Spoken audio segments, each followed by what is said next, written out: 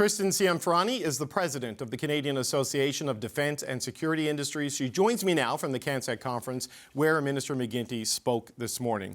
Christyn Cianfarani, it's good to see you again. Thanks for being here today. Hey, thank you for having me. It's exciting times. Well, before we get into what the federal government has outlined, I need to ask you about what the U.S. government is talking about, and that's the Golden Dome, the $61 billion price tag that President Trump says it will cost for Canada to be part of this. Is that a realistic price tag, and do you see an opportunity in this for the Canadian defense industry? Well, there's no doubt opportunities.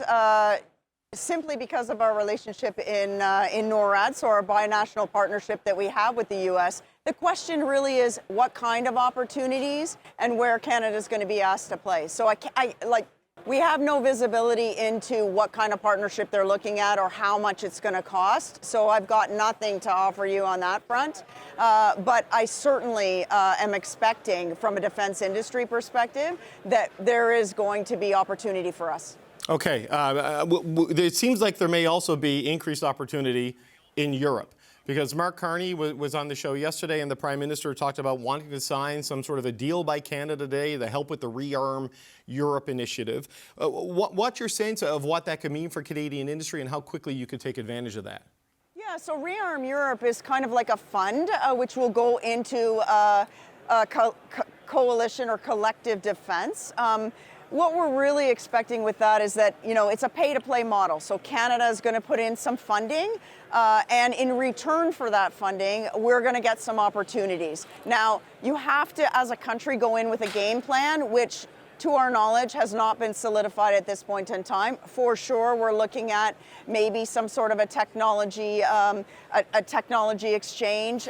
Certainly, we're probably looking at, what can we reciprocate in terms of potentially other countries delivering submarines to us, et cetera, et cetera. So there is very many moving parts right now, but I'm expecting that our contribution is going to go towards some industrial participation in a variety of programs in the near to short term. Which we'll see manifest. I mean, we'll see what comes out of the conversations that are going to be happening at NATO in a very short time frame. Well, wherever the specifics on this land, it does seem that directionally, the government under Prime Minister Carney seem intent on tying defense policy and industrial policy together to kind of decouple a little bit from the United States, stop sending 75 cents of every dollar for procurement and equipment to the Americans, and either do it with Europe or do it here in Canada. I mean, what's your sense of what that could mean, how quickly that could shift? Because I know David McGuinty was there today saying, get ready for spending to accelerate. Yeah, so, I mean, it's all good news for us, right? In the sense of we know that we need to have sovereign capability in the country to defend ourselves. The last time I was speaking to you, we talked about that. It's very important for each country to make its own investment in its industrial base. So that's one part. And then the second is obviously where we shift our partnership, not necessarily going away completely from the United States since they are our neighbor to the south, but opening up the partnerships with our European allies. So we're going to see both of those. I think in short order, there are a lot of projects that we've been talking about over the last couple of years that just did not have funding. The Army had a whole lot of re-upping of their equipment, which was sort of sitting on the sidelines that was waiting for essentially for defense funding. So with that injection of money, we're going to see some of those quick projects happen. As well, our Navy has more ships that they would like to procure, in addition to obviously the submarines, which will be coming. So those things we're going to start to see. All the things that are in the pipeline happening in the very short time frame, and then the longer lead items will roll out after that. I personally think the European connection, the Rearm Europe, and those contributions will come a bit later in time, so we can move really quickly on things that we know we already have in Canada, where we already have established partnerships, and then the European piece may take a little bit longer to manifest, which will require some positioning and some strategy on the part of Canada when it actually does go to make a volley there. So Minister McGuinty, though, said today, stay tuned, right, on plans to accelerate spending. He teased a forthcoming defense industrial policy. I know there's sort of a 2027, maybe 2030 horizon to get to the 2% on NATO, but they're talking about accelerating that. I mean, where do you see that going? What clarity do you get from what the minister said today, or is it still just aspirational at this point? So I think how we're approaching it is Canada elected a prime minister who is running on a message of being an action individual. That is the message he has sent, not only by putting language in his platform about the defense industry and defense in general, but also one of his strategic pillars in his throne speech. I don't think we've ever heard defense mentioned in a throne speech in the way in which it was. So when we look at that, we say we've got an action-oriented prime minister who's talking about doing things in short order.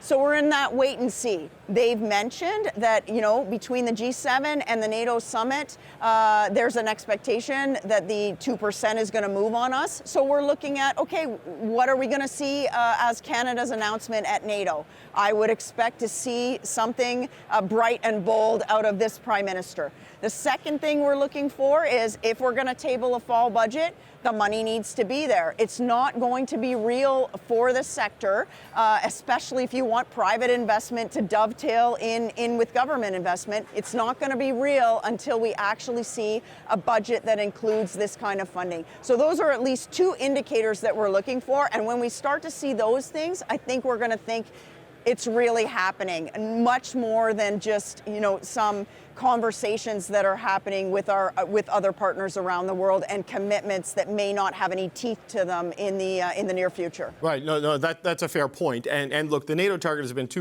of GDP. Canada's moving closer, but has never gotten there. There was a conversation it could move on us, as you said, to 3.5%. But now Mark Rutte, the Secretary General, is talking about going to 5%. When I spoke with the Prime Minister about this yesterday, he made the point that he doesn't believe in just like setting a percentage and then working back from there, determining what you have to buy to hit that threshold. He wants to come up with a capacity plan and build from there. What's your sense of that as a final point? I don't know if NATO comes up with a 5% target, Canada's going to go there, because that's pretty expensive. What do you make from what the Prime Minister said on how he views the shopping priorities there?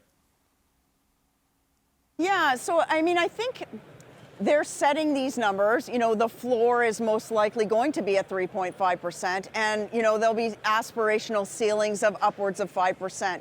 I think what the biggest message that NATO is sending to Canada is you need to get there, and you need to do it in a way that builds up your sovereignty and your industrial capacity, so at some point in time you can keep reaching towards a greater and greater percentage of your GDP, so that the whole of the world, your contributions to the rest of the world are producing an amplifying effect. So I do think we are going to be, I'm a little bit maybe more specific than the Prime Minister in the sense that I do think there is a hard number. There is a floor that we will need to hit to be, treated as equals amongst all of the other G7 nations, and that'll be greater than what we're looking at, the 2%, and it will be in a shorter period of time. So we're going to have to do something unique there, and then if we've set ourselves up properly, strategically, and we're building our capacity and our base,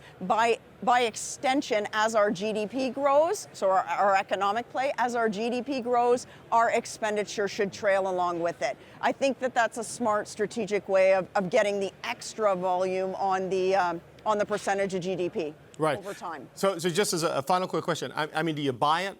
They're saying this. I mean, we've heard this from governments, for years, that they're finally going to start accelerating things, and the soldiers of the CAF deserve the best equipment, and it kind of never moves at scale. Do you think this is actually different this time? Well, it's a heavy lift, right?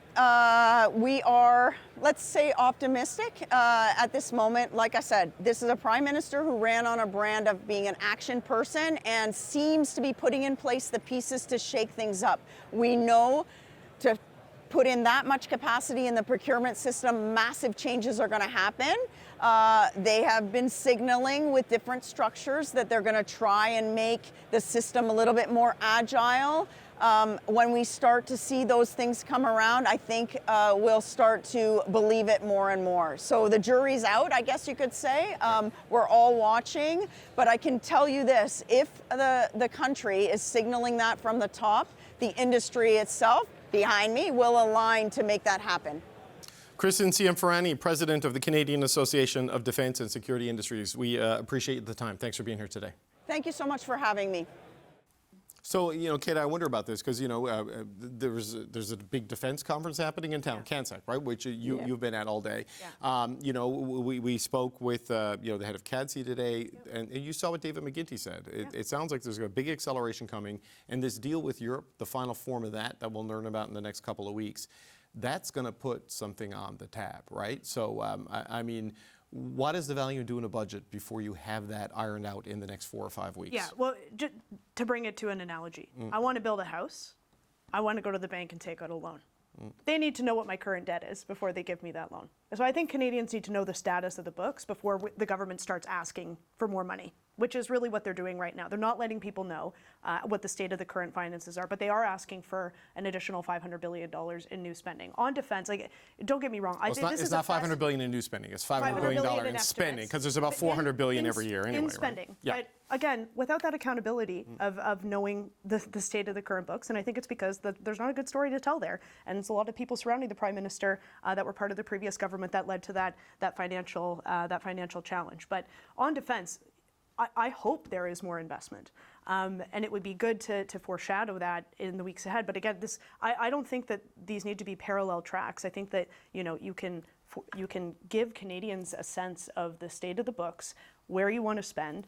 That can be done over the course of June. The G7, the NATO, both happen in June. Continue Parliament into July. But you need legislation, right, Sure. for Parliament to function. And if you aren't ready to have a budget, say, until August, you've only got a couple of pieces of, you got a Ways and Means motion on the order paper, nothing right? says we are in a crisis like a Ways and Means motion that doesn't talk at all about defense and security, right? And to the minister's point, to Minister McGuinty's point, Canada ought not to be distracted by what is coming forward from the United States. There are things we need to be doing here, forget about the Golden Dome, to actually improve our own defense and security. We have no continental air defense in Canada. So we don't need to rely on the United States to have those conversations. We can be talking about how we can improve Canada's sovereignty and defense without waiting to hear from the White House to be making some of those decisions. So Michelle, part of me wonders if the whole, obviously the country's going to need a budget, but is this a tactical way in Parliament to make it about a process thing rather than substance? You know what I mean? Like there is, because there are big issues on the table right now. We're not talking about in Parliament yet the specifics of some of those issues rather than more of the process side of Parliament. Well, to take Kate's analogy, you actually don't go to the bank until you know what house you're going to buy and what the extent of the renovations are that you want, so that then you can figure out how much money you're going to spend. But they're already asking for the money. And start to go. They're already asking for the money. And the other thing I would say is that 86% of Canadians voted for parties that want to have this tax cut. So, I think that it is pretty clear about where the consent of Canadians are a very short while ago about a tax cut. So I think that they probably feel quite strongly on that.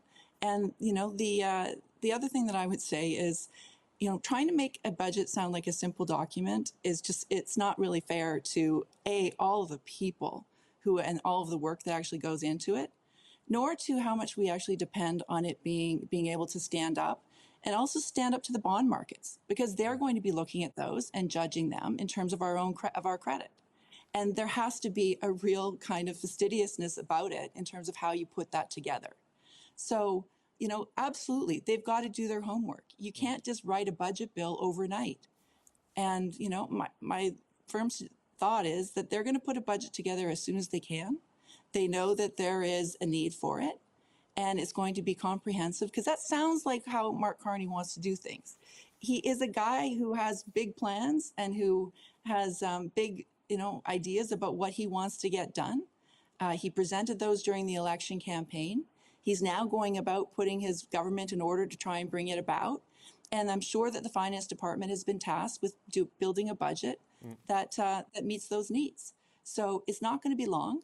And then I think they will have a very vociferous debate in the House of Commons where everyone can kind of pick it apart as much as they like. I can guarantee you that will happen. Françoise, I'm going to have you give you the last word. We've got about 45 seconds here before we got to get to a break.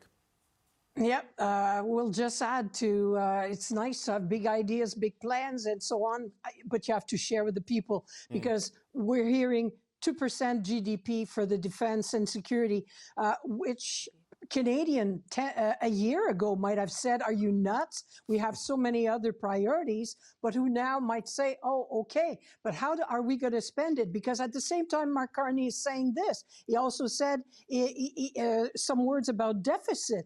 And spending less. So how do you reconcile everything? You will have to talk to Canadian, not assume that we all agree because you're elected, that we all agree from this moment on with whatever you're going to do. Right. So you'll have to be a bit more specific because for each point, it costs an arm and a leg. Why are we doing this? Is it necessary? And for when? And if it goes to 3.5% or 5%, like President Trump would like, it's kind of scary how they're playing with. This is not monopoly money. Yeah, 5% is. I have my doubts. You're ever going to see that happen outside of an actual like First World War, Second World War type situation, which hopefully we don't have to contemplate that.